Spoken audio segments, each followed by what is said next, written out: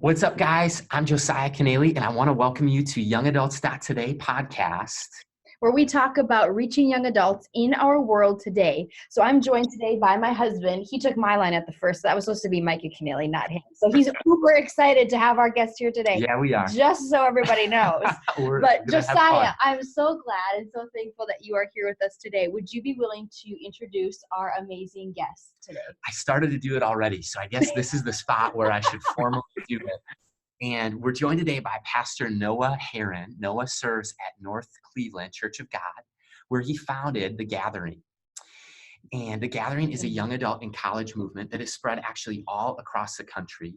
Every Thursday night, hundreds of young adults gather for a dynamic worship service that has sparked passion for the gospel. In just January of 2019, The Gathering held their second annual conference where they had over 1,300 college students gathered from all over the country. Come on, somebody. And it's all about the name and the fame and the glory of Jesus.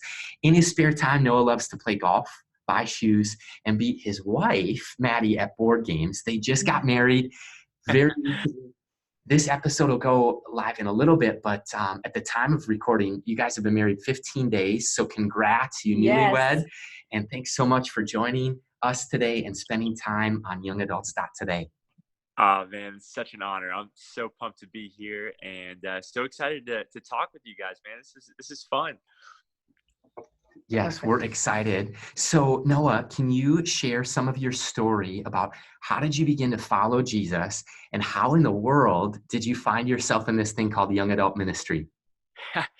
So I have the crazy pastor's kid story, right? So my parents are pastors and grew up in a great Christian home, but kind of had some things in church that I didn't love. And as I started growing older and kind of living out the pressures of being a pastor's kid, by the time I got to high school, I had kind of decided that following Jesus wasn't for me. And was really rebellious, was kind of a know-it-all kid. And really that carried on into college. My senior year, my parents, they moved us my senior year of high school to plant a church. And that just kind of furthered my, angst towards church. It was the thing that was always taking things away from me. And, I was just a really kind of upset kid. And anyways, I went to school in Lee University, which is here in the city that I live now in Cleveland, Tennessee. And while I was at Lee, that's when God really got a hold of my heart. I gave my life to Jesus through a YouTube video. It was a Judah Smith message that someone sent to me. And long story short, that really led to a series of events where my whole idea of Jesus was built from the ground up.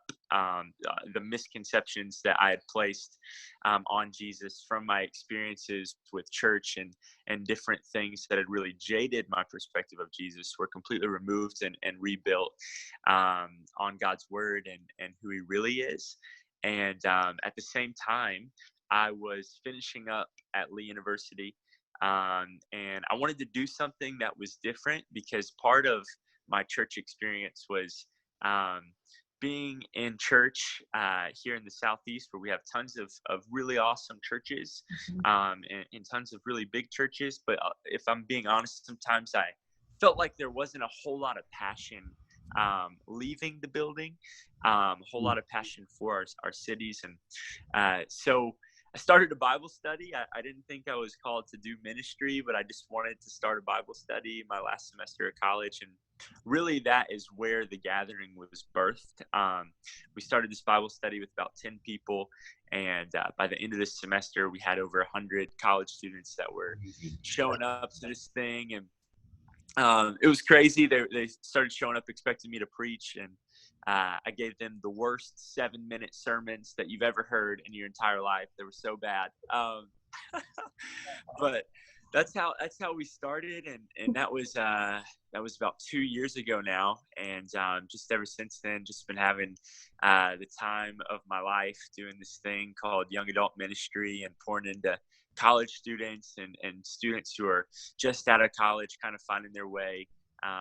into jobs and into families. And I really think it's such a pivotal time in a person's life. And it's near and dear to my heart just because that is the time of my life when I did give my life to Jesus. And I look around our country and our world, and I think there's so many people who were just like me, who knew about Jesus but didn't really understand all that he was and all that he wanted for me. And anyways, man, it's my passion. I love it. I know it's your passion too, and I'm super excited to have this conversation.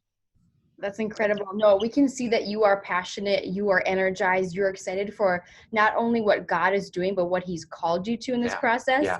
And I just want to thank you so much for sharing your story. You're just an honest person. I can just see that on your face right now. Like, you're just straight up and straightforward and just want to give God the glory. But we also want to touch base on hearing your thoughts and hearing your approach in the gathering of which you lead. So about the young adult ministry that you're leading, can you tell us a little about your weekly services, podcast, conference? Just kind of expound upon that for us. Absolutely. So we started the service a little over a year and a half ago, and it's on Thursday nights. We hold it at 8:00 at North Cleveland Church of God. And our church has a new sanctuary where we have our Sunday morning services, and then we have this really old sanctuary. It's actually the oldest freestanding chapel in the United States. It was built like sometime 1800s. That's where we have our services. Thursday nights, 8:00. It's an old building. There's not a whole lot of new technology. And I really think that it's so cool because it's kind of debunking all the stereotypes of how millennials and young adults want the newest technology and the lights and the smoke, because we don't have any of that. And the only thing we have there is a bunch of people really passionate about Jesus and Jesus actually being there. And I really think that that's the most powerful combination that you can have. But Thursday nights, 8:00, we do services. And then on Sunday nights at 8:00, we do our small groups that are held in homes throughout the city of Cleveland. A lot of them are held in our college students' homes.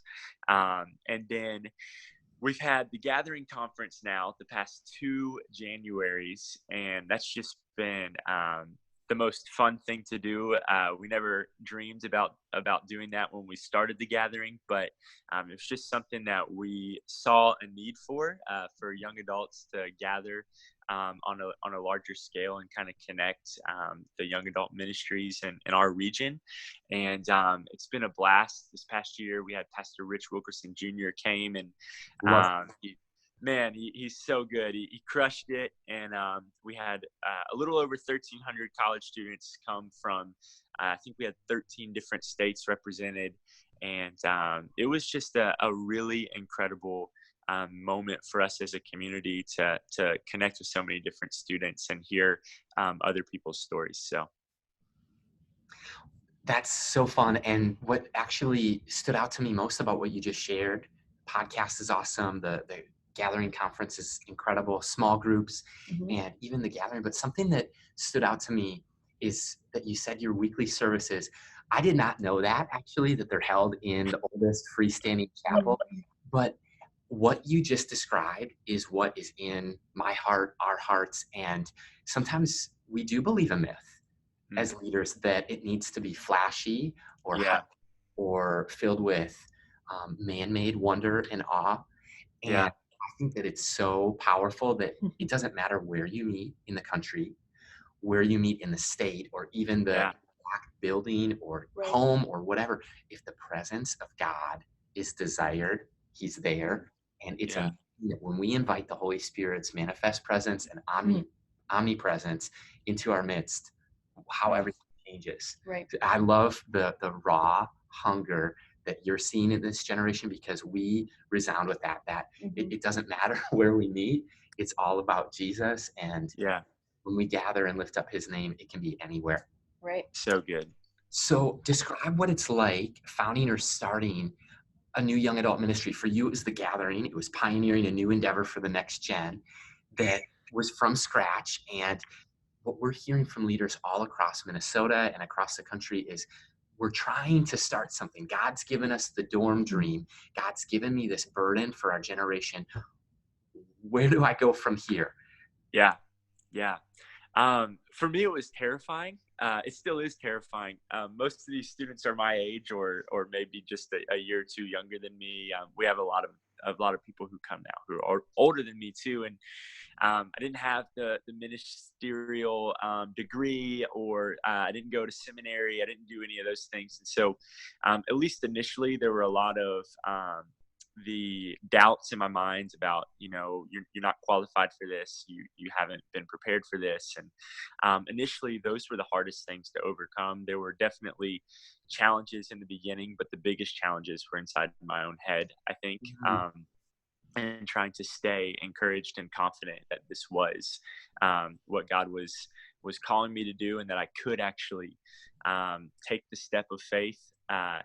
But it was a blast. It's been a blast. It's been challenging. I think that looking back, one of the reasons why it worked was we just had a dream, and we were so reliant on it having to be God for it to work. And I think that a lot of times dreams, there are these scary things where we feel like we need to have all these things before we attempt going after that dream. But I think we're in a much better place for success when we don't have anything going, and we have to rely completely on God to come through, and Jesus to build it. And so it's still terrifying. We still sometimes as a team step in on Thursday nights and we're like, oh no, like what is happening? Is anyone going to show up? Is this really making a difference or an impact? And God always comes through and blows our minds, and we're just we're just loving what we get to do, and we're so thankful. That is awesome. It's so fun to see that people have that dream and have that passion, and they're willing to take it into the prayer room and recognize this dream is bigger than me, and without God it can't happen, like period. Yeah. Like really diving into what God wants to do. And I'm sure that you're you're leading leaders. And so when you say, is this really making a difference? We all know the answer is yes, right? And so we don't know who's coming through the doors, who's coming through the homes, and what God is calling them to do that has not yet been spoken in them. Yeah. And we know that young adults and teens are asking or wanting to ask a lot of questions. So Noah, what would you say are some of the primary issues you see teens and 20-somethings dealing with? Yeah. I think the biggest thing that I talk to students about is relationships. A lot of young adults are looking for relationships, and the thing that I always find myself talking about is contentness in our relationships, whether it's the relationship with other people romantically, or maybe it's the relationship with ourselves. And that's definitely a lie that I think we listen to sometimes, is that I'll be happier in a relationship, or I'll be happy if I have more friendships. When the reality is, if we're not happy in who we are in Jesus, it's not going to change when we are in a relationship. But relationships are a big one. I think loneliness is a big struggle that our generation faces in general, with all the social media and all these social things.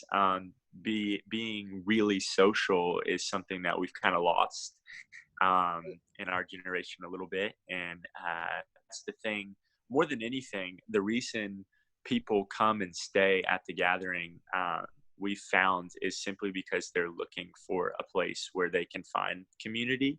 And we really saw a shift in our ministry when we stopped trying to be something we weren't. We stopped trying to be the hot thing on the block, and we simply decided we were going to try to reach lost people and be a place where people could find community and find a home. And when we shifted our focus to those two things, that's really when we saw God do some incredible things at the gathering. No, that's amazing. And I think leaders will do well, especially just getting started, to listen to some of those challenges that the young people we serve. And we point to Jesus. He's the remedy for all of these complexities of life. And so relationships, contentment, friends, friendships, loneliness, social media, belonging, a place to belong, community. Yeah. He is the remedy for all of those things. Right. And so, but to know, I think what our generation is facing, I think is sometimes such a huge thing. Mm-hmm. What are the felt needs in our generation? And so one of the things I watch you excel in is relating with our generation daily, through the podcast, through social media. And can you share some insight on how leaders can connect personally and also leverage social media platforms for the glory of God? Yeah, man. Well, thank you for saying that. That means a lot. I think social media has always been something that I've enjoyed doing, even from before I was saved and before I was following Jesus. I really loved using it. I really found it fun and interactive and all those things. And then when I accepted Jesus, I kind of made a decision right then and there that I was going to use social media and not let social media use me. Oh, And I hate that. and I think a lot of times we talk about missions and we talk about other countries, and that is incredible. We talk about even mission trips in our own countries, but social media is a mission field.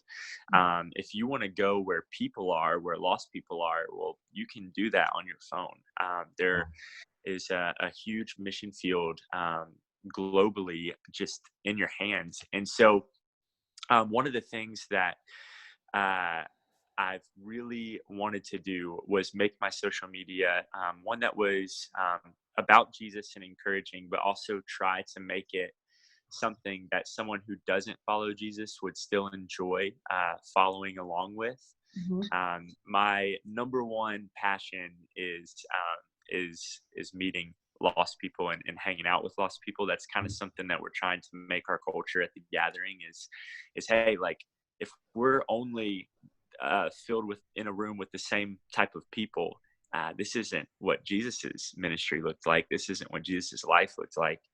And so that's been something we've tried to carry on, not just on my social media, but our leaders' social media as well. And there are a lot of social media hills that you can die on. This is something that I've seen, and I don't want to die on the hill of politics on my social media. Although I have a political opinion, I don't want that to be what is on my social media. I don't want my social media to be about my opinions. I simply want my social media to be the hill of Jesus, and trying to encourage people, hoping that I can also encourage lost people on it as well. That's such a great approach, and just a great way to just constantly be reminded as an individual, but also as a leader, pastor, leading and guiding young adults through things that they're wrestling and struggling with too, of their identity, and taking it all back to the cross, taking it all back to Yeah. Christ. And you had mentioned kind of just when you started doing the two things that God called you to do in your ministry, were pretty much like to provide an opportunity and provide a community for individuals versus being something you're not. Yeah. What would you say, or how would you encourage the people maybe who are and do have a social media from a leadership standpoint or from a church standpoint? What would you say to those ministries deciding and desiring to better leverage social media as a platform while staying true to their self as a church or the burden that God has placed on them? What would you say to that? Yeah. I think the beautiful thing about the church and young adult ministries as well is we're all reaching different types of people, and we all have a different call from God. Even though we're going after the same people, your ministry is going to look different than mine, and that's the beautiful part of the church. And so I think it really comes down to, hey, what is God calling us to do? And simply, how can we leveraged our influence and platform on social media to help aid in this mission. So, for us at the gathering, we're trying to be a community. And so what we've really shifted our focus on is, hey, we're going to let our students and let the people who are coming in here on a week-to-week basis, they're going to be the ones who have the voice on our social media. Let's share their stories every week on Thursday night. What's God speaking to you? What's your encouragement to someone else? Maybe give us a 15-second Instagram story of where you're finding community this week and why someone else could join you. And that's really been like our kind of push is, hey, if we're going to be about community, let's do it on social media too. So maybe you're a young adult leader listening to this, and you're like, hey, we want to be impacting our city. Like, we want to be outreach.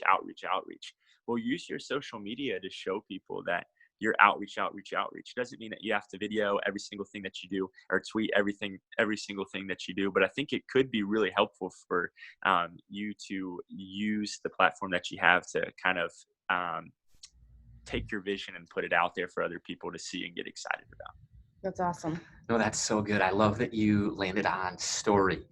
You know, story, the Bible is filled with great stories. Our ministries are filled with great stories that are authored by the greatest author of stories. Yeah. Yes. And I know that you have a ear that really listens closely for the whisper of God. And so I just wanted to ask you, you can take this wherever you want to go with it, but just felt led to ask you, maybe what is God downloading? It could be a story, it could be something else. What is God downloading to you currently? Yeah. So, really the past 6 months or so, if you were to ask our team, like, where's Noah at the past 6 months, they would probably in unison talk about discipleship, and kind of with a frustrated, just because they've heard me talk so much about it. But God really started convicting me about 6 months ago that, his son, Jesus, his ministry was 90% discipleship and 10% large crowds. And so he started convicting me, Noah, does the gathering ministry look like Jesus's ministry? And I think there were definitely some areas where we were doing good. And I'm not saying the large gathering is bad. I think that's very biblical and a blessing as well. But I really think that something happens in a ministry whenever you can get people who start making disciples and make disciples. There's something about the second layer of that. And a lot of times, you hear people say that we have a millennial problem or we have a next generation problem, but really I think the root of it is we have a discipleship problem in the church. And we haven't quite figured out how to disciple young adults and how to disciple a young adult who's going to make a disciple. And so really God's been just kind of encouraging me and trying to push me in that area. I'm not a small groups guy. I'm not a guy who thrives in that setting. It actually terrifies me to speak in a small group. I'm much more at ease with a microphone and a big group of people where I can't focus on your face. So he's been really speaking to me about discipleship. And if we're going to take the next step and where I believe God's calling us as a ministry, we have to be making genuine disciples who are turning around and making their own disciples. Wow. Noah, you and I shared this common experience. We sat with a great leader just over a year ago, who's one of our generation's top expository leaders and speakers and teachers. And what surprised me about that day the most is Robbie Gallaty is this pastor. He's written books on expository preaching. I thought we went to learn how to better. Yeah.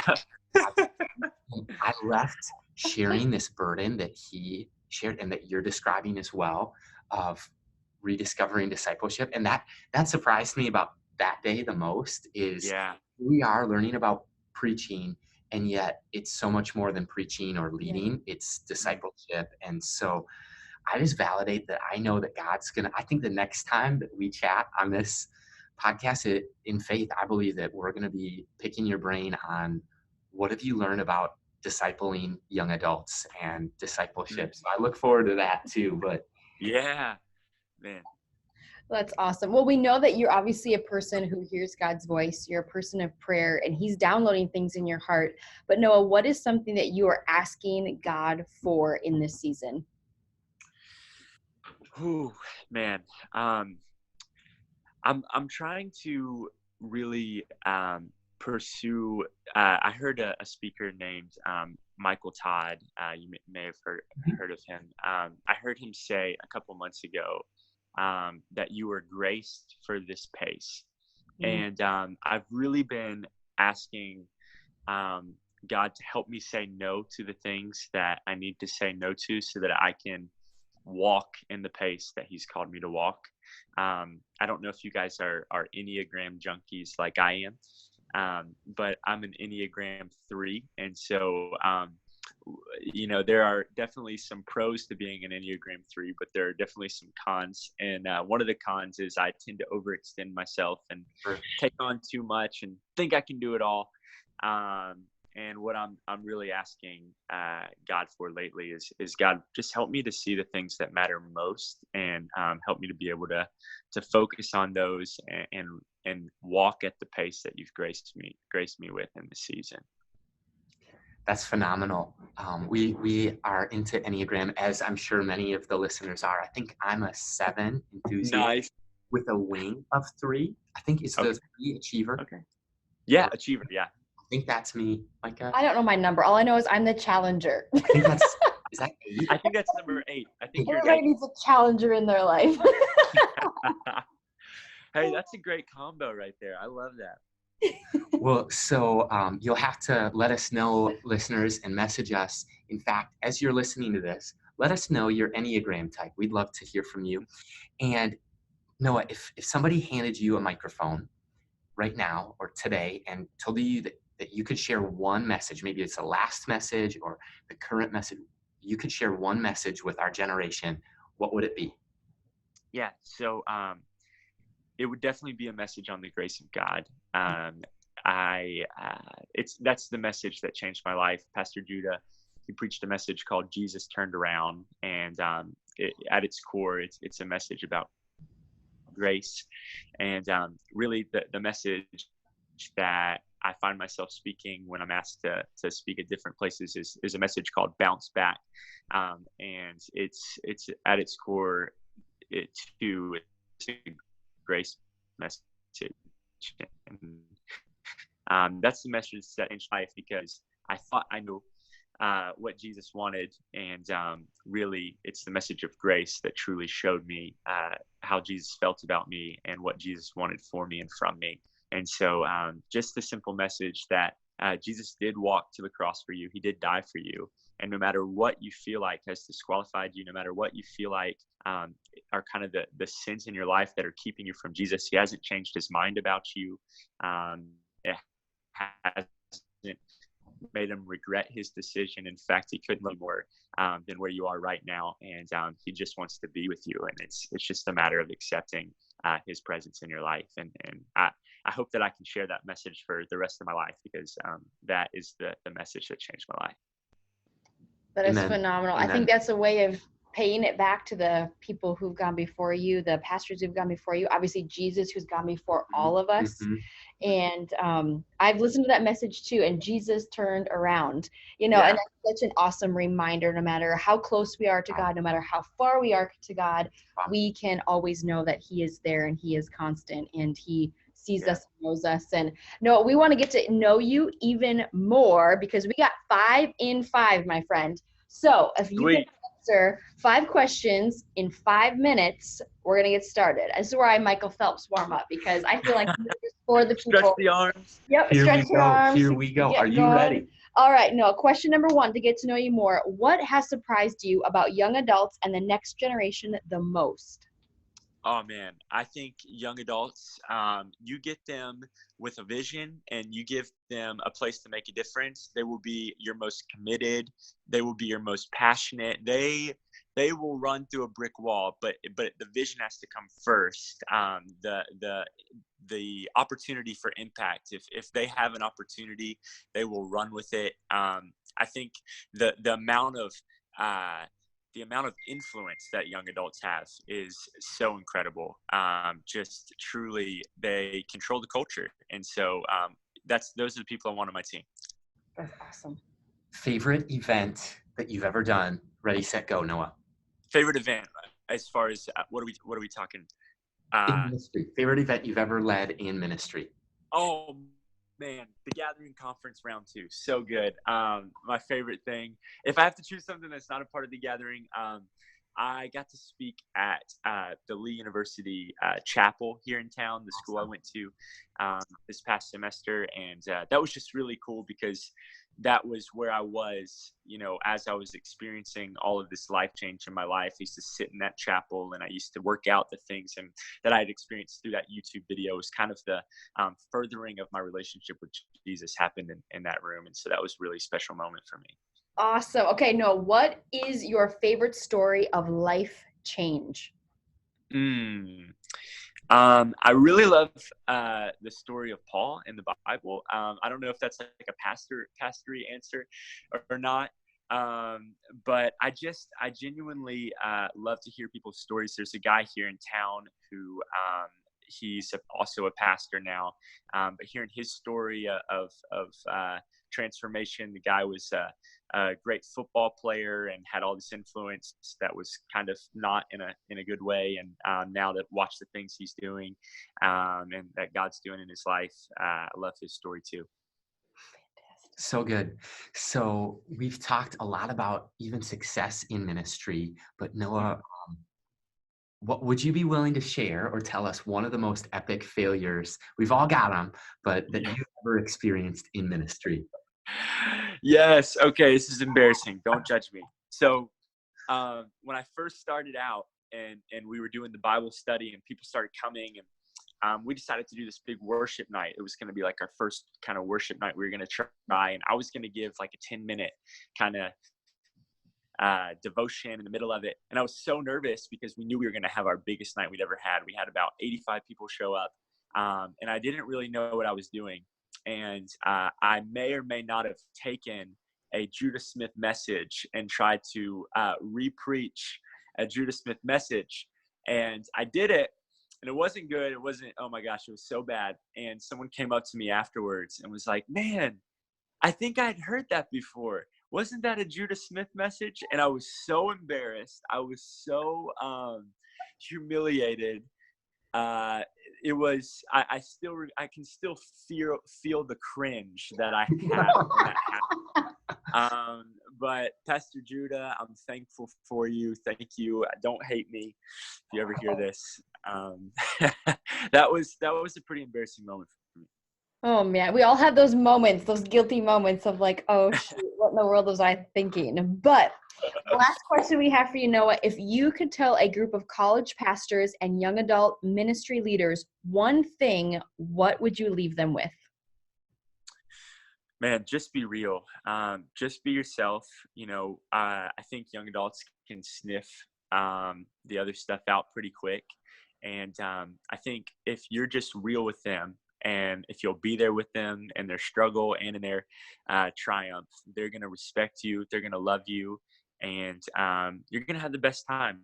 I mean, young adult ministry is literally a blast. You're making an impact in ways that you might not ever see in the moment. But one day, I really do believe that there's going to be a bunch of young adult pastors in heaven who look around and they're just completely shocked by the number of lives that they touched and the number of lives that they impacted during such a pivotal time of life. So I would just encourage them and say, God is with you and he's called you to this. It's hard, but you're making an impact.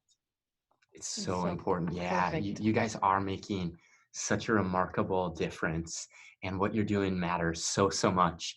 And Noah, what you're doing matters incredibly as well. And so Noah, thanks so much for a great conversation today and for joining us. You can find out more about Noah Herrin and the Gathering when you connect with us on our website, youngadults.today, as well as social media across all platforms is at youngadults.today.